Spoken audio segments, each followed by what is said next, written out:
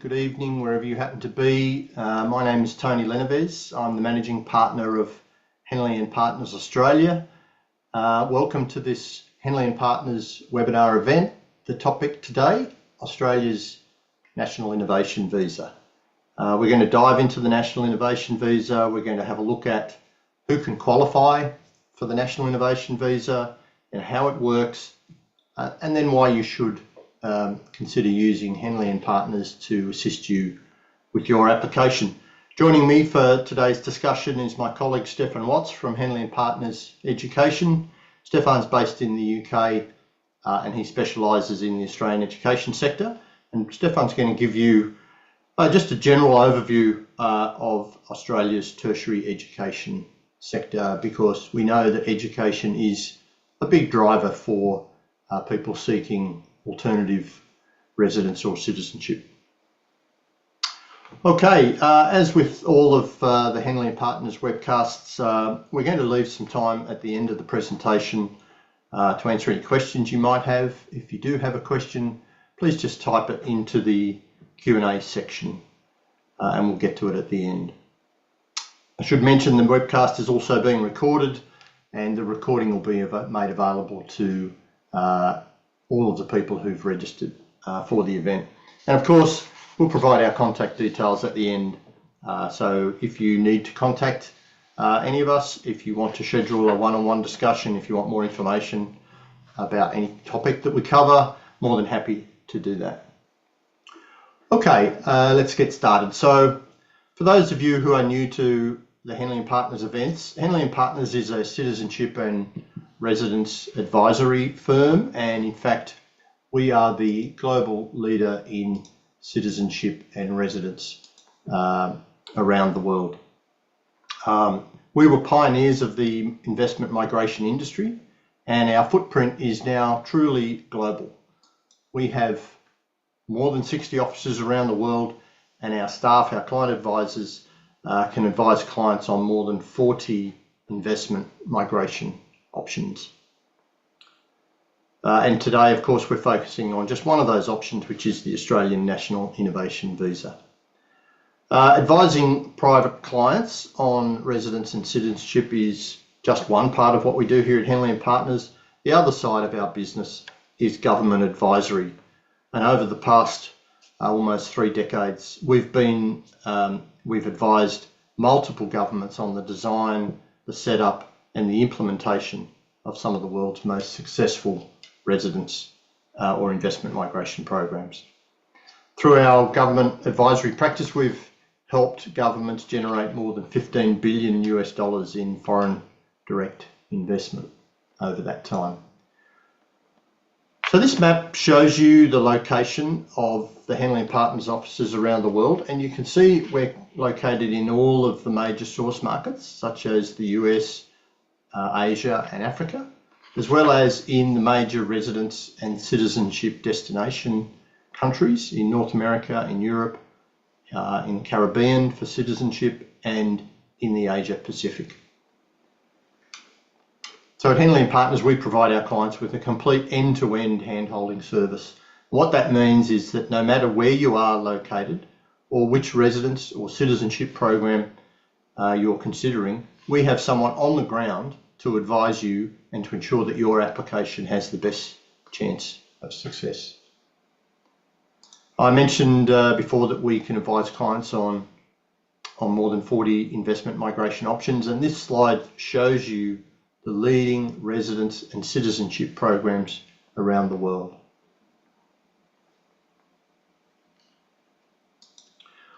All right, so let's get into the detail of today's webinar, the Australian National Innovation Visa. Now, before we cover the details of the visa, I just like to put up this slide. It just highlights some of the reasons why clients from around the world choose to look at Australia as a destination. It's one of the world's highly developed countries, top 15 economy, well known for quality of life and education, healthcare, and so on. When I look down that list, there's a couple of things that stand out. I would say the high quality education, and Stefan's going to talk a bit more about our tertiary education sector later. But high quality education really is a driver of alternative citizenship and residence, and it definitely is the case with the National Innovation Visa. Many of our clients, when we talk to them, say they are looking for a high quality English education for their children, and Australia certainly has that, very well regarded. Also our healthcare system, we have a universal healthcare system here in Australia, and it also is well regarded around the world. Australia's a long way away from political hotspots, and that again is a current driver of applicants for residence programs here in Australia, but also in New Zealand. We see lots of clients from Europe who are concerned about the situation there, the conflict in Europe at the moment, looking for an alternative residence, which is a long way away, and Australia and New Zealand certainly fit that bill. And then finally, I might mention just at the bottom there, for our high net worth clients, Australia has no gift tax, no estate tax, no wealth taxes, no inheritance taxes. So that's also a very important consideration for those clients. All right, what is Australia's National Innovation Visa? So the National Innovation Visa is fairly new. It was launched by the Australian government in December of last year, so about 6 months old. It replaced a previous program called the Global Talent Program. And in fact, it kept a lot of the elements of the Global Talent Program, but added a few other streams for people to qualify for, and also put a bit more subjectivity into the assessment. So the National Innovation Visa is a permanent visa for exceptionally talented migrants from across the world who can help create jobs and drive productivity.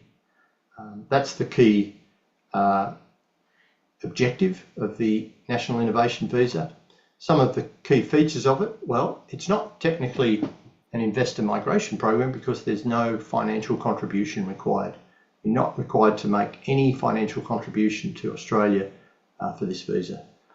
It's relatively quick in terms of Australian processing, 6 to 9 months. That might be a little bit optimistic at the moment as the government kind of beds down this program, but we're hoping the government will get to that kind of turnaround in the next year or so. Currently, we're telling most of our clients, to allow 9 to 12 months for their application. Of course, it does provide a pathway to citizenship in Australia, and if you choose that option and become an Australian citizen, well, then you hold an Australian passport, and it's a very powerful passport, regularly ranked in the top 10 in the world. So key benefits, I mentioned there's no investment requirement. There's also no age limit for the National Innovation Visa. Although if you are over 55 years of age, it is a little bit more difficult. You need to demonstrate that you provide exceptional benefit to the country. And that's because 55 is the minimum retirement age in Australia. And the government wants to make sure if they're giving one of these visas to someone over that age, that they're not going to come to Australia and simply retire. They're going to actually bring their skills and their expertise, and that's going to provide some benefit to the country. I mentioned it's a direct route to permanent residence in Australia, and that's critically important if you're thinking about education for your children. Stefan's going to talk about education a bit in a little bit of time, but enough to say that because it's a direct to permanent residence visa, once you hold permanent residence, your children can attend Australian schools and universities without having to pay those high international student fees. The fees you pay, the way you qualify, the way you enter in those institutions is exactly the same as any Australian citizen or permanent resident. So very, very attractive if education is your main driver. All right, let's now get into the detail of the National Innovation Visa. We'll talk a little bit about how the government assesses whether you're going to meet the requirements and about how you apply, and then I'll tell you about why Henley and Partners is a good partner for you if you're considering an application. So as I mentioned, it's a visa aimed at emerging leaders with high caliber talent and skills who can make a significant contribution. The government's looking at, for example, global researchers, entrepreneurs, innovators and investors, and athletes and creatives. Now, the way the visa works, you can't simply choose to apply. What you need to do is be invited to apply for the visa. So to be considered for the National Innovation Visa, the first step is to lodge an expression of interest. It doesn't cost you anything to do that. There's no fee for the expression of interest, but you need to do that as a first step, and that EOI needs to highlight your outstanding career achievements. The government will then look at your expression of interest and extend an invitation to you if they feel you'll qualify for the National Innovation Visa. Now, when they're looking at invitations, they have 4 priority categories, and this is the order in which they assess EOIs and extend invitations. So priority 1, exceptional candidates, any industry sector whatsoever, who are global experts and recipients of international top of field awards. We'll talk about some of those awards in a moment. Priority 2, candidates from any industry sector nominated by an Australian, Commonwealth, state or territory government agency. Now, this is really important. We believe, and the government believes, that as much as 80% of the NIV applicants or successful applicants will be in priority group 2. So they'll be nominated by a Commonwealth, state or territory government agency. I've got some information about one of the state governments have now released their nomination criteria, and we're going to have a look at that in a moment. Priority category 3 for invitations is candidates with outstanding achievements in what the government calls a Tier 1 sector, and they are the 3 Tier 1 sectors: critical technologies, health industries, renewables and low emission technologies. And then priority category 4, candidates with an exceptional and outstanding achievements in those Tier 2 sectors: ag, food and ag tech, defence capabilities, space, education, financial services and fintech, infrastructure and transport and resources. Now, I'm going to go through each of those Tier 1 and Tier 2 industry sectors in a moment, just to give you some examples of specialisations that the government is looking for in those industry sectors. Now, it's important to know that just because you fall into, for example, priority category 4, doesn't mean your application is, way down the list. Priority category 1, candidates with the top of field award, that's going to be very, very few candidates. We do think there'll be a lot of candidates nominated in priority category 2, but the government is inviting applicants in these priority categories 3 and 4, and here at Henley's we've received applications from clients who have got outstanding achievements in one of those industry sectors. So it's just the government prioritises how they look at the EOI, but in order to fill the program, they will look at priority categories 3 and 4. All right.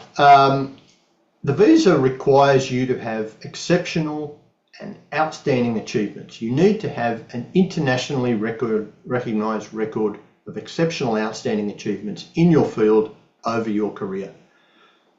Now, what I'm going to do here is just give you some examples of how the government looks at what your exceptional and outstanding achievements are, some of the examples that they've provided for people who might meet that criteria. Now, when they talk about top of field awards, level awards, they are talking about very significant awards, and you can see some examples there: Nobel Prizes, Breakthrough Prizes, Reserve Prizes, the ENI Award, Institute of Electrical Engineers, Fields Medal and Churn Medal. Now, Nobel Prizes, everybody knows what they are. The Breakthrough Prizes, they're science-based prizes. I think there are prizes in physics, mathematics and life sciences. Also a very, very prestigious award. The Rousseau Prize, that's a statistics award. awarded annually, and so the government is very interested in people with those awards.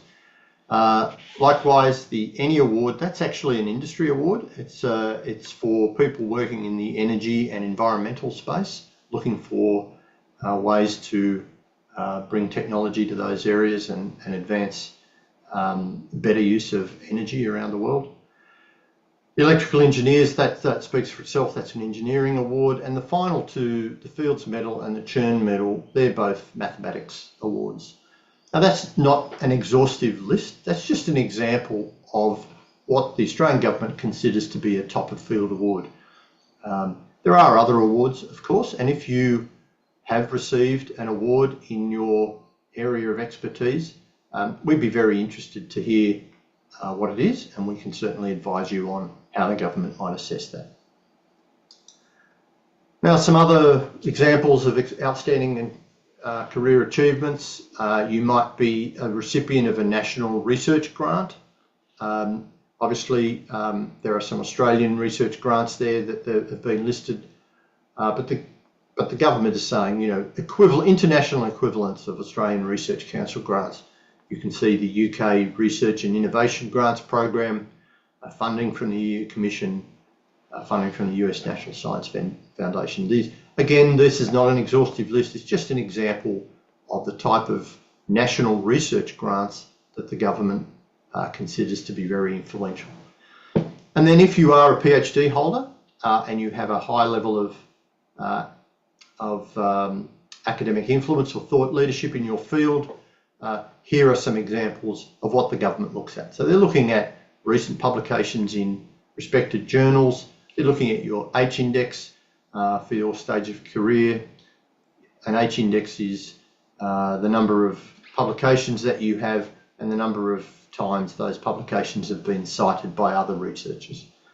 And then finally, if you have a research-based PhD from a top global university, so that's a university ranked in the top 100 around the world, well, that will also bring you under consideration for the NIV. All right, now I mentioned priority categories 3 and 4, and that is where the government lists industry sectors that they are keen on. I'm just going to run through some examples of specialisations in each of those industry sectors. Again, with all of these, this is not an exhaustive list. It's just where the government has said, if your expertise is in critical technologies, these are some of the specialisations that we're particularly interested in. So they're after people working in these transformative technologies, AI, robotics, cybersecurity, and so on. You can see those specialisations. I'm not going to read each of them, but if your area of research, if you're an academic, if you're working, if this is where your field of expertise, then the government is really keen to hear from you in relation to the NIV. Renewables and low emissions technologies, that's fairly obvious. Australia, like many countries, has a target to reach net zero by 2050, and these are some of the areas that Australia is looking for experts in.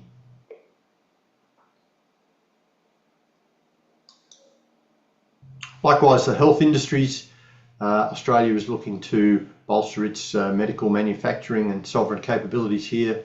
We're looking for expertise in these specialisations. But again, I emphasise this is not the only list. If you're working in the health industry sector, feel free to contact us. Tell us about what you're doing. Tell us about your specialisation and your career achievements, and we can advise you on whether you might qualify for the program. So moving on to the Tier 2 priority sectors, I mentioned Ag Food and Ag Tech and Education. You can see there the specialisations the government has highlighted. With education, they're looking for senior management or senior academics working in the education sector. Defence capabilities in space, again, defence in Australia, these are the areas where the Australian government is seeking to bring in expertise. If that's where your expertise lies, please let us know. Financial services and fintech. Here at Henleys, we've assisted a lot of clients over the years in the fintech space, the financial services and fintech space, and another area. Sydney in particular is a regional financial hub, and so we find a lot of our clients relocating to Sydney who've got expertise in the fintech and financial services sector. And then finally, infrastructure and transport and resources. Of course, you would all know that Australia is a very significant resource country. Where I think we're the largest or the second largest exporter of iron ore, for example. We have a lot of critical minerals here in Australia, and the Australian government is always looking for experts working in those fields. All right, so they are the priority sectors, how the government looks at exceptional talent, how they assess your expression of interest, and then eventually, if you get invited, your NIV application. I mentioned before that priority category 2 is the category where you can be nominated by a state, a territory, or a Commonwealth agency. And we've been waiting quite a long time to see what the state governments might list as their nomination criteria, how they will look at applications for nomination. Now, New South Wales, Australia's most populous state, that's where Sydney is located, they've come out recently with their state nomination requirements. And I'm just going to work through those quickly. Now, the other states will follow. Some have listed some of their requirements. I'm just highlighting New South Wales here, but it's important to know that all of the states and territories in Australia are very supportive of this program, and so they will all have nomination criteria. They won't necessarily all be the same or similar to New South Wales. Other states may have other expertise that they're looking for, other industry sectors that they're particularly keen on, or a different view on how they'll nominate applicants. But very, very important, because as I said, the government expects most successful NIV applicants to be nominated by a state or territory. So for New South Wales, these are the 5 pathways. Academic and researcher, they're looking for people with a strong track record of original, impactful research relevant to New South Wales' current, future and economic or social needs.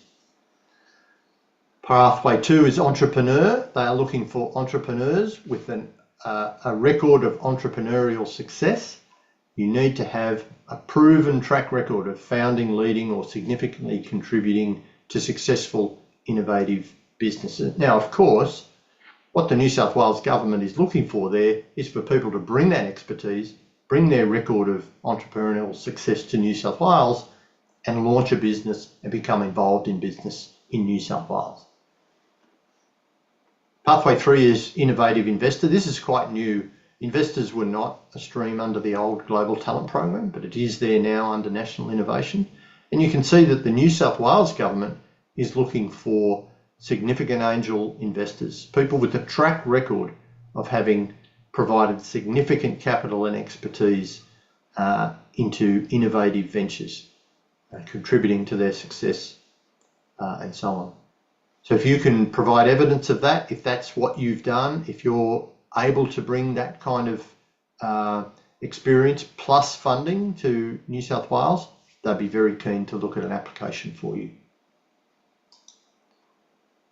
Now, the final 2, these are not huge programs. There'll never be, there'll never be a lot of applicants in these 2, but they're worth mentioning.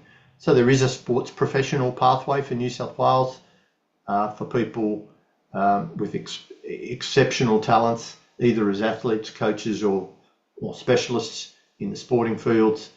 That includes, it could include, for example, high-level administrators. We would just need to see what your background is and assess whether you would fit the New South Wales nomination requirements. And then pathway 5 is their creative pathway. So they're looking there for applicants with, really outstanding achievements in the arts or cultural fields who are internationally recognised and can help enrich New South Wales' creative and cultural landscape. Again, we've had 1 or 2 applicants in this area. We've been able to help them with their application. So that's the New South Wales government's nomination requirements. As I said, all of the states and territories are keen to support this program, and they will all have their nomination criteria. And in fact, it's likely here at Henley & Partners that we'll do a future webinar highlighting each of the state government's different nomination requirements. All right, so that's the National Innovation Visa. That's how it works. That's how you qualify. You can see that you need to be at the top of your field, and you can see that you need to obviously put in a very, very detailed and strong application. And this is where Henley & Partners can help you. We have a dedicated team of relationship managers here in Melbourne to oversee the entire process to ensure that your NIV application has the greatest chance of success. Now, the way the visa works, as I mentioned before, you put in your expression of interest, the government looks at that. If they feel you meet the requirements, they send you an invitation, and then you prepare your visa application. So the critical part of the process is how strong is your expression of interest? Well, we help you with that. What we've done is we've partnered with a company here of professional resume writers to prepare a really, really detailed resume and a supporting statement that addresses all of the eligibility criteria of the NIV. So it will highlight your career achievements. It will point to publications if you have publications. It will bring out all of those elements of your career that really hone in on what the NIV is looking for and why you qualify for it. It's critically important. It's the most important part of the application. You need to really get that right at the start. And here at Henley & Partners, we've got a lot of experience and we can help you with that. We can also help you to find a nominator for the program. You need to be nominated for the NIV. As I said, we're expecting most nominations to come from the state governments. Certainly, if you fall into one of the state government priority categories, we would help you with that application. We would manage the nomination application for you. But if you have an expertise that doesn't match any of the state government's nomination requirements, you still need a nominator, and we can help you with that. It has become more difficult.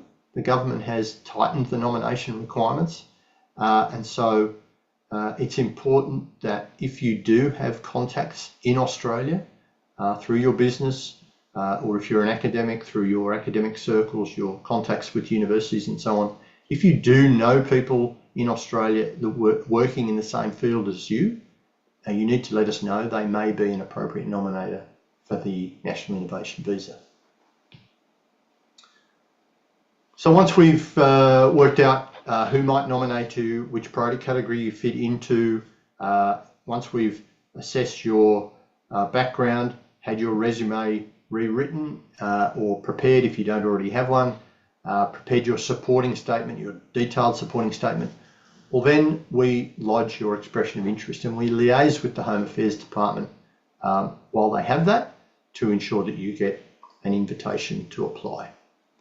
Once you get your invitation, then there's a significant amount of work that goes into the actual visa application, and of course our relationship managers here in Melbourne will prepare that for you, working with you to make sure the application is very accurate. We submit your application, and then while that's being considered by the Australian government, you'll have to go through the health and character requirements, and our team here will help you with that as well. Okay, and then finally, we're very pleased here at Henley & Partners Australia to mention that our success rate for these applications, both under the old Global Talent Program and now the National Innovation Program, is still 100%, which means we've not lodged a visa application that's been refused. Now, there are a couple of reasons for that. One is that we do a very thorough screening process of applicants. We're not interested in submitting applications from people who just won't qualify for this program. So if you are interested, contact us here, send us information about yourself. If you have a resume, send us that. If you have a LinkedIn profile, you can just send us that. We'll assess you against the requirements of the National Innovation Visa. If we don't think you will qualify, we'll tell you so that you haven't wasted any time and money. There's no charge for that. We do that for you without a fee. We'll have a look at whether you qualify. If we think you will qualify, we'll tell you, and then you can decide whether you want to take the process forward. All right, so that's the National Innovation Visa. I might just mention very quickly Australian citizenship, because I said that it is a permanent visa, the NIV, so it does provide a pathway to citizenship. Citizenship is quite different, as it is in most countries. You need to be a lawful resident in Australia. You need to be physically living here for 4 years to qualify for citizenship. Once you've met the residential requirement, that 4-year period, then it's a simple citizenship application, which includes a very simple test, and you can see there's some of the other requirements. I get that question a lot, can I get Australian citizenship? Yes, you can, but you need to make a commitment to live in Australia. Also important to point out that the National Innovation Visa is a family visa, so it's one application. You can include your partner, you can include your children, your dependent children in the application. It's just one application, but you all get the residence visa. But when it comes to citizenship, they're individual applications. Each individual has to qualify for the citizenship in their own right. All right, I'm now going to hand over to my colleague Stefan, who's going to talk a little bit about education in Australia. And this is important. I mentioned before that education is one of the major drivers for anybody seeking an alternative citizenship or residence, and it's definitely a key driver for the National Innovation Visa. Most of the clients we see will tell us that they're applying for this visa because they're interested in putting their children into schools or universities or colleges in Australia. So over to Stefan for some comments on studying in Australia. Thank you, Tony, and great to meet everyone. The things we do for our kids, hey? So yeah, I am going to speak to you for the next 10 minutes or so, just about the tertiary education system in Australia. As Tony mentioned earlier, obviously one of the big benefits through going through the visa or pathway that Tony has mentioned is your children would be able to access domestic fees or local fees in Australia rather than paying the international fees.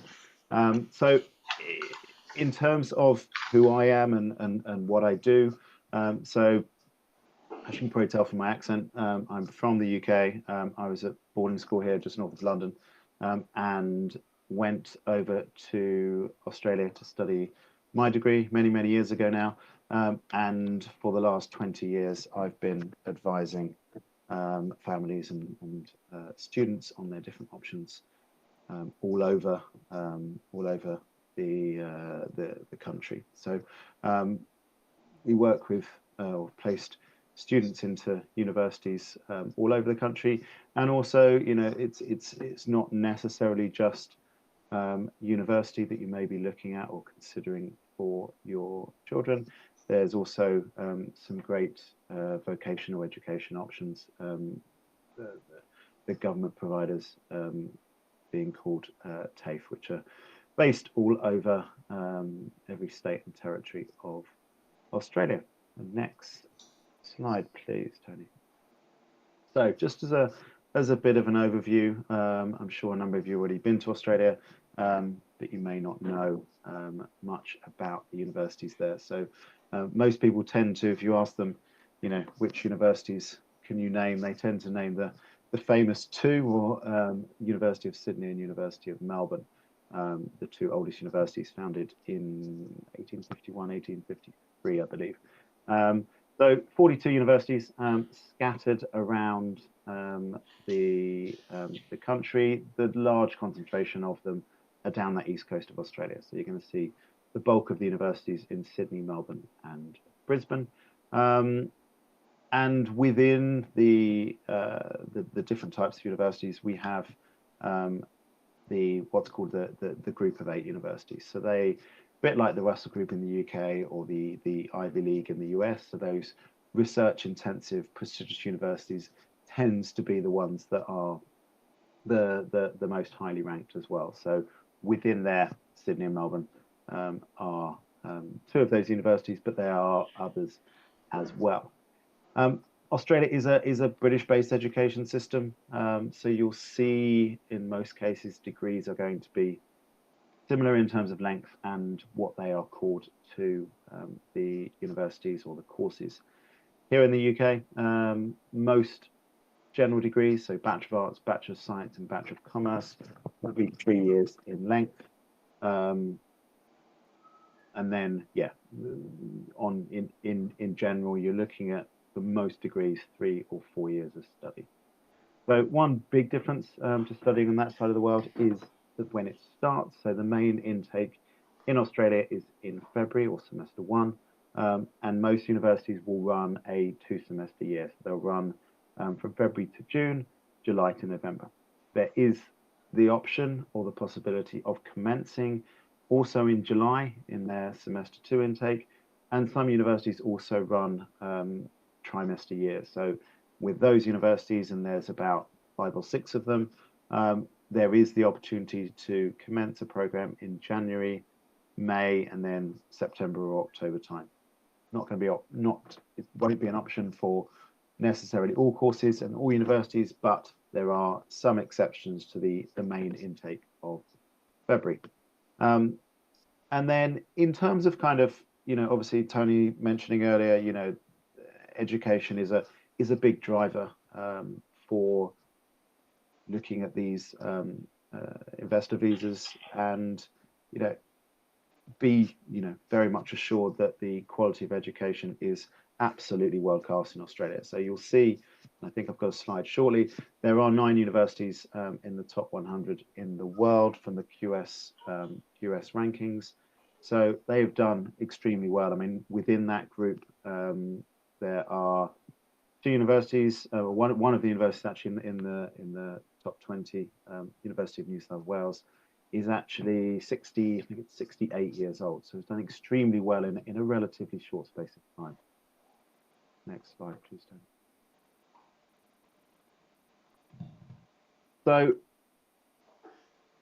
I've got this titled as "Why Study in Australia," but I guess it would be, why move to Australia and choose it as a destination for your children. So global recognition, as I said, based on the British education system. So you'll see that degrees are going to be accepted all over the world. So your son or daughter studies an undergraduate degree at one of the universities over in Australia, that will move seamlessly into a postgraduate program, UK, Canada, and various other parts of the world.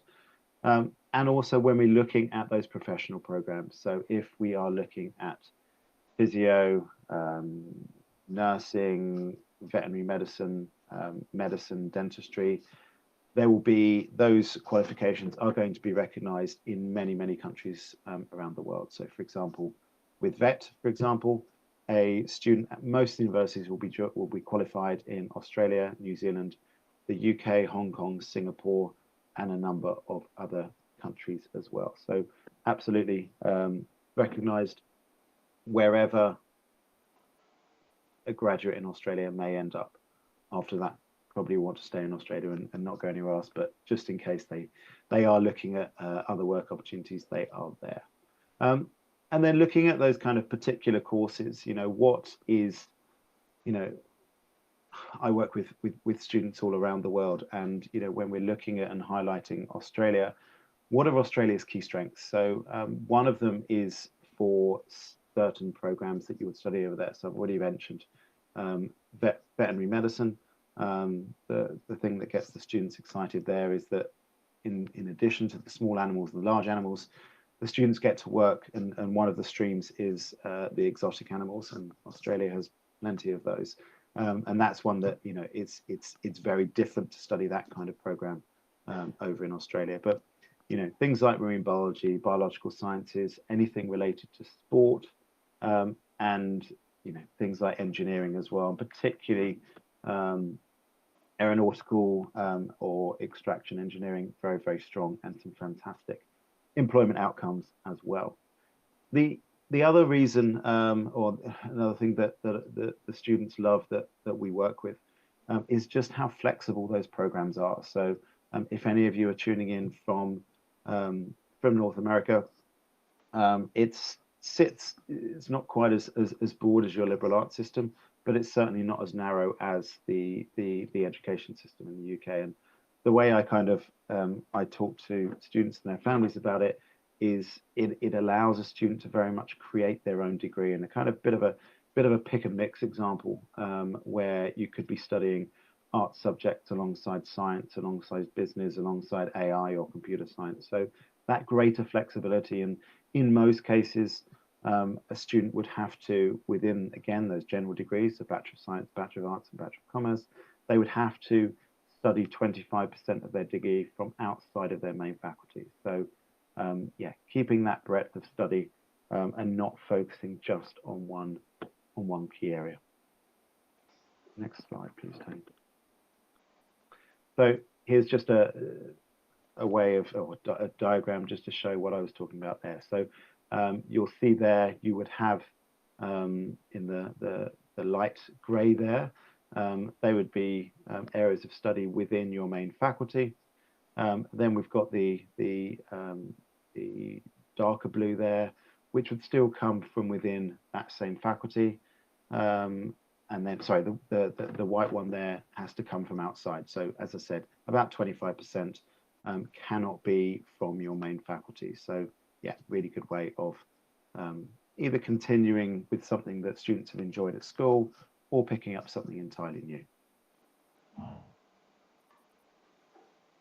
So rankings, I won't dwell too much on this. It just gives you an idea of where the universities are placed on the world stage, and how well they do perform year on year. So bear in mind that there are, one, there's a number of different rankings out there, and two, that the rankings are based on the research output, or these rankings are based on the research output of the university. So very, very relevant for students looking to do a master's by research or PhD, but less relevant for an undergraduate student, or indeed a master's by coursework student. So if you're going to use rankings as part of the decision making, ensure that you are also looking at those subject rankings. And you can see there just some of the examples where Australian universities do appear very, very well. You know, Monash,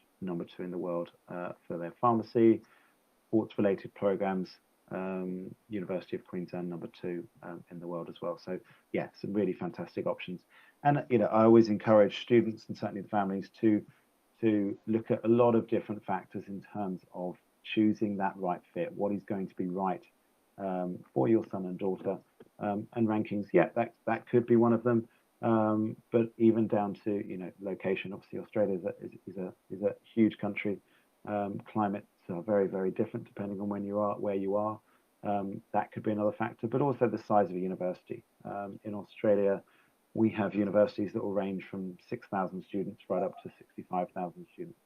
And it's all about finding that right fit. And that's what we like to do here, is finding that right fit for each and every one of the students that we work with. Next slide, please. Thank you for listening. I know that was a fairly speedy overview of the Australian tertiary education system, but by all means, please do get in touch if you have any other questions. Thank you for listening. Thanks, Stefan. That was terrific. I should mention that the Australian education system, it is an international system. We do have at any one time 350,000 international students in Australia at universities and colleges. So it is a very attractive education system globally.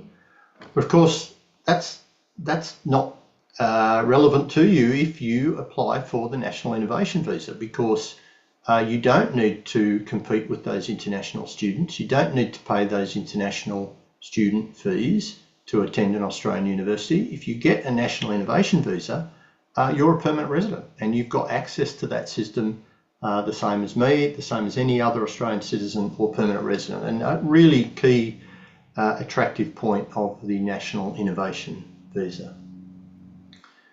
All right, while we're talking about education, I should just very briefly mention Henley & Partners Education Services.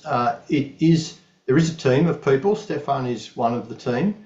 They're based in, or the manager of the team, Tess Wilkinson, is based in the UAE, and she heads this team of specialists who can advise on education in a whole range of countries. So you can see that the core team cover the major education markets and study destinations. They have more than 25 years experience as educators in international schools, universities, working as school heads, principals, directors of admissions, college counsellors, and so on. They have an extensive network and access to the world's best schools and universities, and their role, Stefan mentioned, is to work with you to choose the right education establishment and pathway for your child, whatever your child's age. So a few key points to mention. HP Education, it's a standalone premium service. It's completely impartial. So we are not linked to any particular school or university anywhere, so we can give that advice to you and to your family. The service is bespoke and it focuses really on achieving the best outcome for your child, wherever that might be. It's important to know that Henley & Partners really is the only solution that can enable your child to both graduate with a degree, but also obtain alternative citizenship and residence. And those two things work hand in hand, and certainly I work very closely with my colleagues at Henley & Partners Education. Now, there are three key service offerings from Henley & Partners Education. I'll just give you an example there. I won't go into a huge amount of detail. There's the Henley Academic Profiling Assessment, or HAPA. So HAPA is an online academic assessment for children aged 6 to 16. What that does is provide you with a snapshot of your child's academic ability and can help you choose the right education option for your child. There's also the school and university admissions counselling service, and what that does is provide you some support as you weigh up different education options, and then once you've chosen the best option for your child, the Henley team can help you with applications and in school enrolment. And then there are a range of additional services such as university tours, summer programs, tutoring, advice, for example, for children with special needs, and there are a range of other concierge services that the team can provide. So that's just an overview of Henley & Partners Education. It is part of the Henley & Partners suite of services that we provide to our clients. Really important when you combine it with the National Innovation Visa and what we can do for you if you qualify. All right, so that's the end of the formal presentation. I hope you found that interesting information. I think Stefan highlighted how terrific the Australian education system is, the tertiary education system, and if you are looking at an English education for your child, it's certainly a consideration. If you do have any questions, please just type them into the Q&A box and I'll try and get to them. I might just put this screen up which gives you my contact details there. You can see my email address. If you're interested in the visa, please just send me an email, attach your CV, give me your LinkedIn profile, and we'll come back to you and let you know whether we think you qualify for the program. If you're interested in any of the Henley & Partners education services, or you want more information, I've actually put up Tessa's contact details. She's the head of the team there. If you've got any questions, please just get in touch and she'd be happy to help you out. Now, some of the questions that we typically get around the National Innovation Visa, how big is the program? How many visas are available? Well, in this current program year, there are 4,000 places. Now, the current program year runs from 1 July to 30 June, so we're about to come to the end of the 24-25 program year. The new program will start on 1 July. The government will shortly announce the numbers. We're expecting that it will be similar, another 4,000 places. As soon as we know that, of course, we'll provide that information. But the Australian government migration program is very large. It's close to 200,000 people a year, 195,000 people a year. And so the 4,000 places available for the National Innovation Visa, that's quite a small part of the program. And it is bespoke. It is targeting very, very highly qualified people. A couple of other questions we often get, how long does the application take? I covered that in the presentation. Hopefully the government will get to their 6 to 9 months target. At the moment, perhaps allow a little bit longer than that, something like 12 months, I think, from start to finish is a bit more realistic at the moment. People ask us about finding a nominator for the NIV. Certainly we can do that at Henley & Partners. We'll help you to find the right nominator. It could be that the appropriate path for you is to be nominated by one of the state or territory government agencies.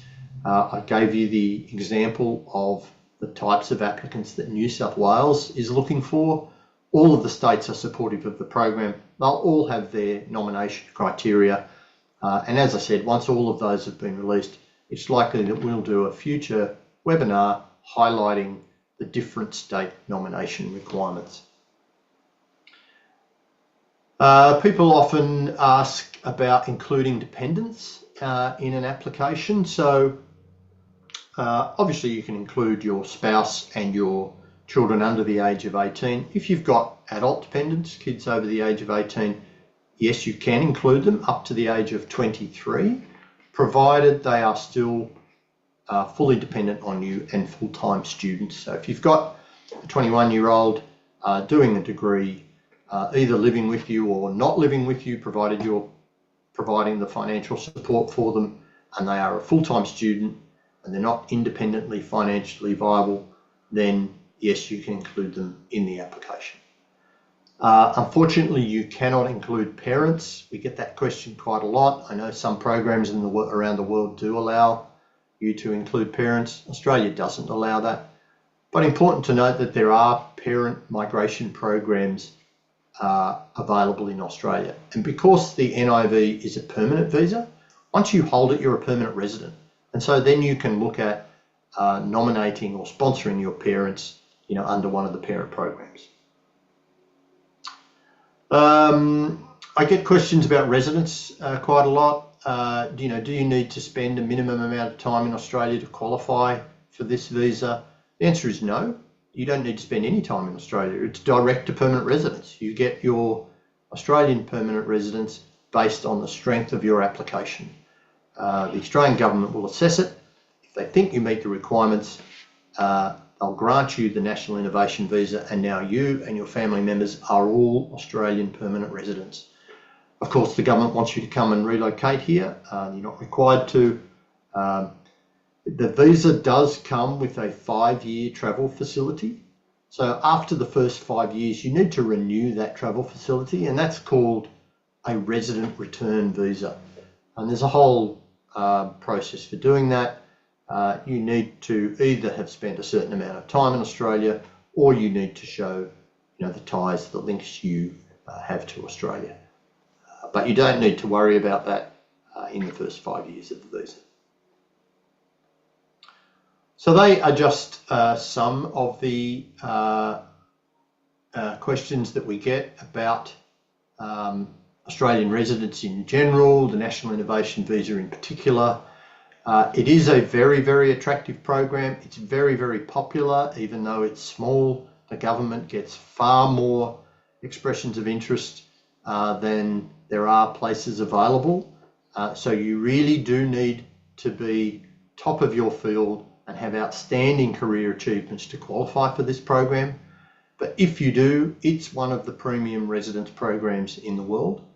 There are lots and lots of benefits that come with it. And here at Henley & Partners, we're very keen to help you with an application. So please get in touch.